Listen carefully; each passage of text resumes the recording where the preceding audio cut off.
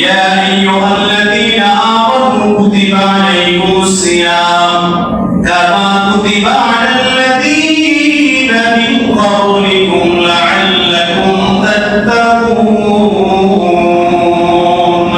হে মুমিনগণ নামাজ যেমন তোমাদের উপরে ফরজ রোজাও আমি আল্লাহ তোমাদের উপরে কি করেছি ফরজ করেছি কোন অসুস্থ মানুষ ব্যতীত কেউ যদি ইচ্ছাকৃত একটা ফরজ রোজা ভেঙে ফেলে পরবর্তীতে একটা বদলে তার 70টা রোজা রাখা লাগবে সুবহানাল্লাহ কয়টা রোজা মার্কা যাইবে হ্যাঁ যাইবে 6 রোজা 30 রোজা বাজাইও না ঠিক কি না হ্যাঁ একটা ভাইকে 70টা বানাইও না এজন্য আমাদের রোজা রাখাই লাগবে আল্লাহ নবী বলেন আত-তাকওয়া হাহুনা রোজার মাধ্যমে তাকওয়া প্রকাশ হয় রোজার মাধ্যমে তাকওয়া প্রকাশ হয় আল্লাহ নবী বলেন নামাজ তুমি পড়েছো মানুষ দেখাবার জন্য হতে পারে তুমি হজ করেছো মানুষ দেখাবার জন্য হতে পারে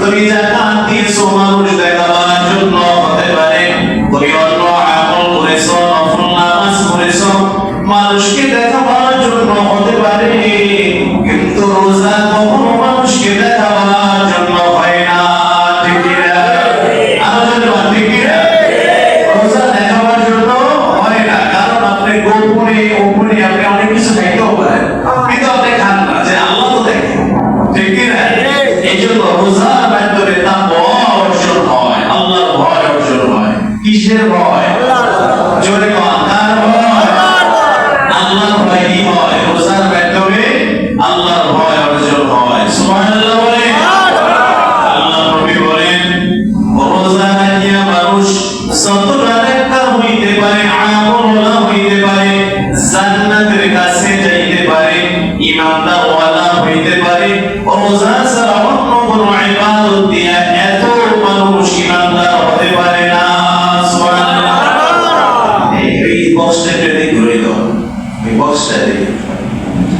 নামাজ দিয়ে এত ইবাদত হওয়া যায় না এত আল্লাহর ওলি হওয়া যায় না রোজা দিয়ে যতটুকু আল্লাহর ওলি হওয়া যায় চিন্তা করছে রোজায় প্রমাণ করে তাকওয়া রোজায় প্রমাণ করে আল্লাহর ভয় তার ভয় আল্লাহর ভয় এজন্য আমরা কি রোজা রাখবো কি রাখবো না রাখবো জোরে বল রাখবো সবাই রোজা রাখবো এবং আমরা আমাদের ছোট ছোট বাচ্চাদেরকে অভ্যাস করাবো 9 বছর 10 বছর বয়স থেকে রোজা রাখা অভ্যাস করাবো নামাজ পড়া অভ্যাস করাবো দান সদকা করা অভ্যাস করাবো মসজিদে এসে যেন ইমামতি করতে পারে মসজিদ যেন ঝাড়ু দেয় মসজিদে এসে যেন আযান দেয় ছোটকাল থেকে যদি অভ্যাস যদি না করাই বড়কালে আর কখনো মসজিদ গেল হাজার কোটি টাকার অফার দিল ইবাদত আল্লাহর কাজ আর ভালো লাগে আমাদেরকে অনেকে বলে হুজুর এত সকালে তো এত তাড়াতাড়ি রোজা রাখার দরকার নাই এত তাড়াতাড়ি নামাজ পড়ার বয়স কত পারো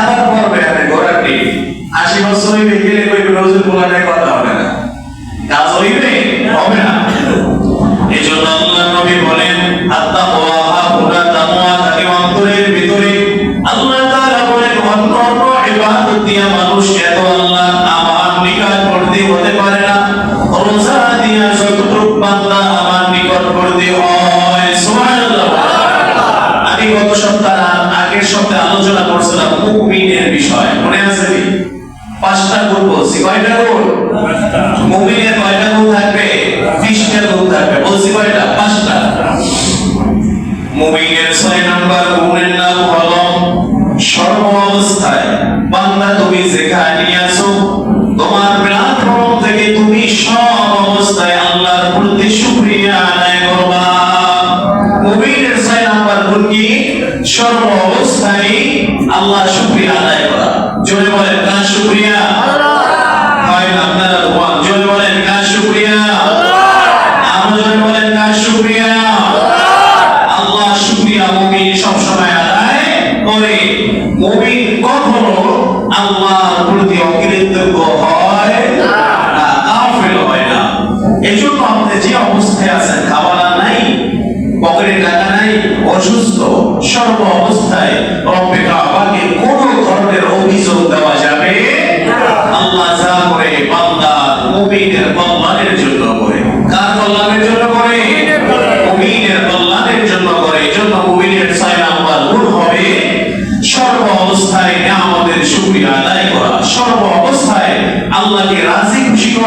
সর্ব অবস্থায় আল্লাহর প্রতি সন্তুষ্ট থাকা। আলহামদুলিল্লাহ বলে। মুমিনের 7 নাম্বার গুণ হবে যতটুকু মাল সামানা আমার আল্লাহ দান করেছে মুমিনকে, ওই জায়গা থেকে মুমিন সব সময় সদকা করবে। সুবহানাল্লাহ।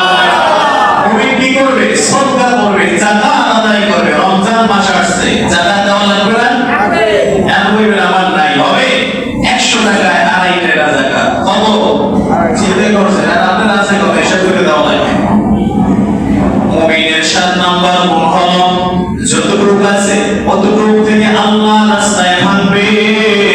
আল্লাহ তাআলা বলেন আমার রাস্তায় যে ব্যক্তি নির্দ্বিধায় ব্যবহার করবে, ভাঙবে, আগে রব্বে কাবার দরবারে কোনো কিছুর অভাব নাই।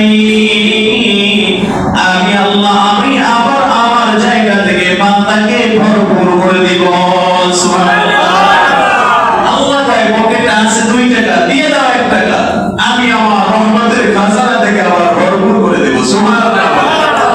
দানের মাধ্যমে আমার আল্লাহ রাব্বুল আলামিন বান্দার ওয়ালা মুসিবত দূর করে এবং বান্দাকে অর্থ সম্পদের মালিক বানায় এবং বান্দাদেরকে আমার আল্লাহ সুস্থ করে তোলে। সুবহানাল্লাহ। মুমিনের 8 নাম্বার গুণ হলো মুমিন ব্যক্তি কখনো একা খাবার গ্রহণ করবে না। মুমিন সব সময় খোঁজ খবর নিবে, পাশের বাড়ি যারা আছে, পাশের ঘরে যারা আছে, আমার ঘরের পাশে যারা আছে তারা ঠিকভাবে খাইতে পারছে কিনা, শুধু আমি একাই খাই। মুমিনের 7 নাম্বার গুণ হবে মুমিন যা খাবে অন্য ব্যক্তিকে তা শেয়ার করবে। সুবহানাল্লাহ। একা কখনো মুমিন খাবে না। আর রমজান ইফতারের তো কোনো প্রশ্নই আসে না। 1 গ্লাস সাদা পানি দিয়েও যদি হয় সকলে মিলে একসাথে ইফতারি করা নবীর সুন্নাত। সুবহানাল্লাহ বলে। অনেকে বলবেন হুজুর আমরা তো মসজিদে দিতে পারবো না, আমাদের তো টাকা পয়সা কম, আমরা তো 400-500 টাকার বেশি দিতে পারি না। আরে খেজুর কিনতে তো 400-500 টাকা লাগে না, 100 টাকা হলেই হয়।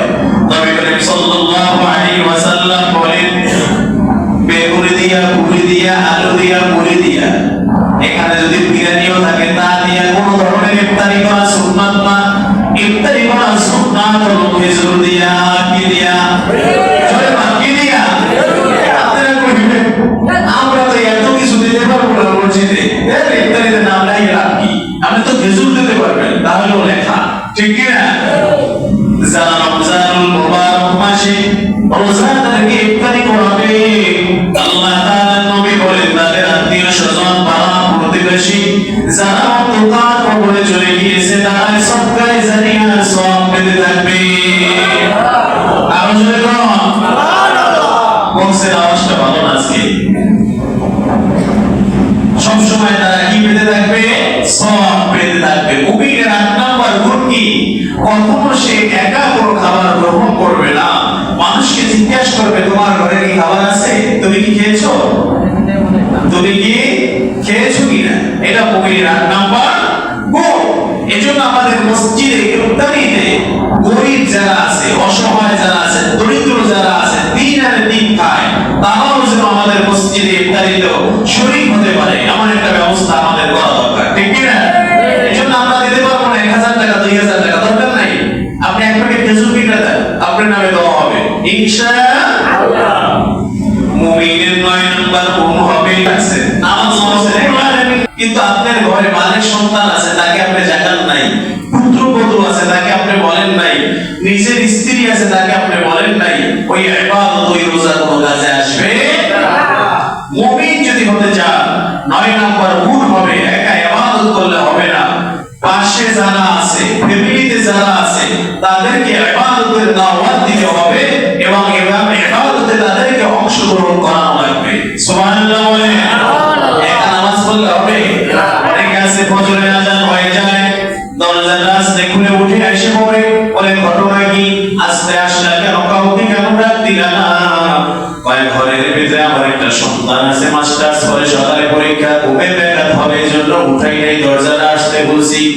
আমার আল্লাহ কয় কিয়ামতের ময়দানে এই বাবার বিরুদ্ধে সন্তান যখন নালিশ করবে যে বাবা একা নামাজ পড়ছে, আমাকে নামাজে নামাজের জন্য ডাকে নাই, আমার আল্লাহ বলবেন বাবাকে জাহান্নামের সিঁড়ি আগে বানাও, ওই ইবাদত আমি রবের কাছে কবুল না।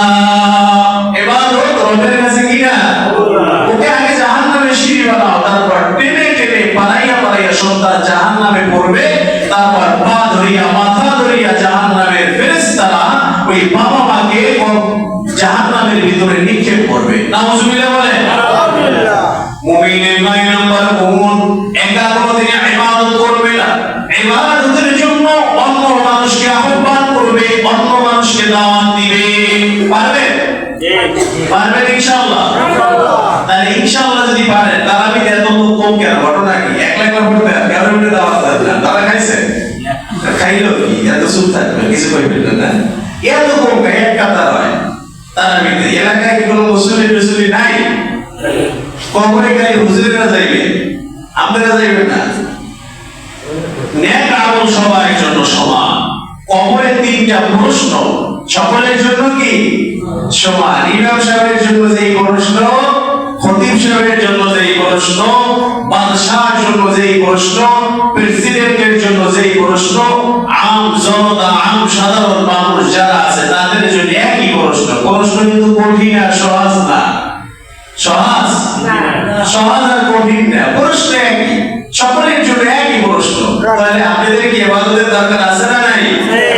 মুমিনের 9 নাম্বার গুণ হবে, মুমিন ব্যক্তি যিনি হবে তিনি একা ইবাদত করার জন্য মসজিদে আসবে না, পাশের সকলকে দাওয়াত দিয়ে মসজিদে নিয়ে আসবে। এটা হলো মুমিনের গুণ। কার গুণ?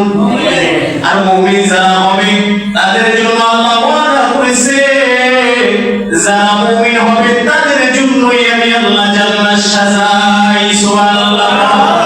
এই রমজানুল মুবারক মাসে আপনি আমি জান্নাতে যাব কি যাব না জানে কে? আল্লাহ। জোরে না, জানে কে? আমাদের জানে কে? আল্লাহ জানে।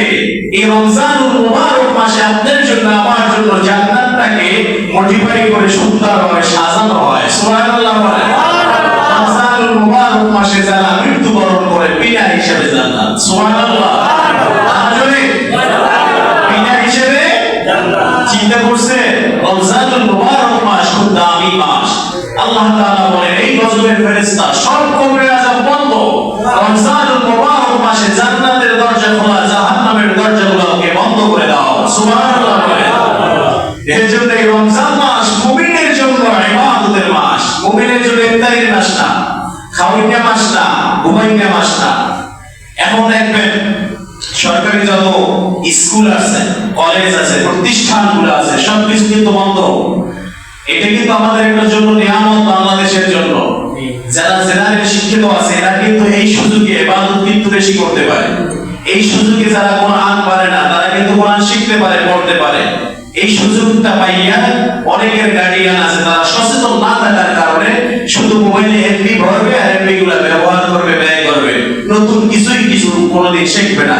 কিয়ামত পর্যন্ত যদি স্কুল বন্ধ দেওয়া হয়, কলেজ বন্ধ দেওয়া হয়, আর শিক্ষার যদি আগ্রহ অন্তরের ভিতরে না থাকে কোনোদিন সূরা ফাতিহা পড়বে না। ঠিক কি না?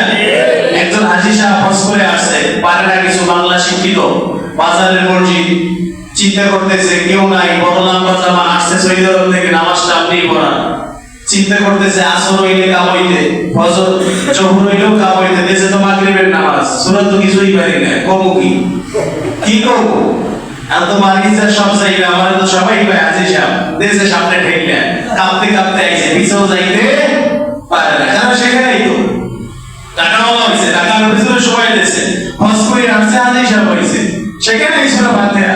আমি একজনের কই সূরা ফাতিহা কি পারো? ক্লাস 8 এ পড়ে, পারি হুজুর। আমি কই পারি ইয়াউমিদ্দিন, আমি প্রথম আয়াত তো হিন্দি তে শুরু, আমি হাত বাজুন হিন্দি শুরু। যদি না শিখে পারবে না, দেশে সামনে ঠেলে দেওয়ার পরে সূরা ফাতিহা একটা কইছে কোন রকম, সূরা ইখলাস হয়ে গেছে সেজদায়, সেজদায় যাই পরে রেখাতে কি করব?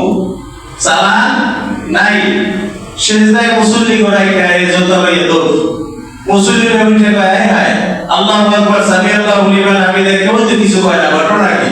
কয় সবাই সেজদায় উঠাও, হুজুর সামনে নাই। হুজুর সামনে কি কেমনে থাকবে জানে তো না। আমার এমন এমন জেনারেল শিক্ষিত আমরা দেখছি, তো মাশাআল্লাহ, তাদের সাথে কথা বলে আমাদের মনে হয় তারা যতটুকু শিখছে জানে, আমরা মনে হয় কিছুই জানি না। ঢাকাতে বরিশালে আমরা দেখি মাঝে মাঝে কি সুন্দর বাংলা শিক্ষিত মানুষ, এত সুন্দর কোরআন তেলাওয়াত। আমরা বলি ভাই কেমনে শিখছেন? ছোটকালে মা বাবা এটার উপরে আমাদের তাগিদ দিয়েছে, যার জন্য আমরা শিখতে পেরেছি। দেখি আমাদের শহরের মসজিদে বারিন্দা এত সুন্দর তেলাওয়াত, শার্ট প্যান্ট টাই করা, এত সুন্দর তেলাওয়াত পড়ায় যে কোরআনের হাফেজ সাহেব। আলহামদুলিল্লাহ বলবেন না? বাংলাদেশের জন্য নিয়ামত, ওই মা বাবার কপাল বড় ধন্য, ঠিক কি না? এই যে এক মাস স্কুল বন্ধ, আপনাদের ছেলে সন্তান যারা আছে, এক মাসে কোরআন শরীফটাকে শিক্ষা দেওয়া, এক মাসে শিখান। আপনারা যখন মারা যাবেন, অন্তত পক্ষে কিছু না পারুক, রব্বির হামহুমা কামা রব্বায়ানি সগীরা বলিও যেন দোয়া করতে পারে। কিছু না পারুক, সূরা ফাতিহা, সূরা ইখলাস সহি শুদ্ধভাবে পড়িয়াও যেন সওয়াব রেসানি করতে পারে। এতটুকু আগ্রহ তো অন্তরের ভিতরে থাকা লাগবে। এই রমজান মাস আগামী বছর আবার পাবে, কোন গ্যারান্টি আছে? মুমিন সব সময় রমজান মাস যদি পায়, 10 নম্বর মুমিনের গুণ হলো রমজান মাস মুমিন যখনই পাবে তখনই নিয়ামত হিসাবে নেবে, কোনো কথা বলবে না, এক মাস ইতিকাফের নিয়ত করবে, রমজান মাসটাকে সে নিজের মতো সুন্দর করে সাজাবে, রমজান মাসটাকে এত সুন্দরভাবে সে ইবাদত করবে। আমার আল্লাহ তাআলা রমজানে তার ইবাদত দেখে আমি আল্লাহ মুগ্ধ হব, ফেরেশতাদেরকে বলবো বান্দার জন্য জান্নাত সাজাও। সুবহানাল্লাহ। মুমিনের 10 নম্বর গুণ হবে রমজান মাসটাকে গনিমত করে করবে।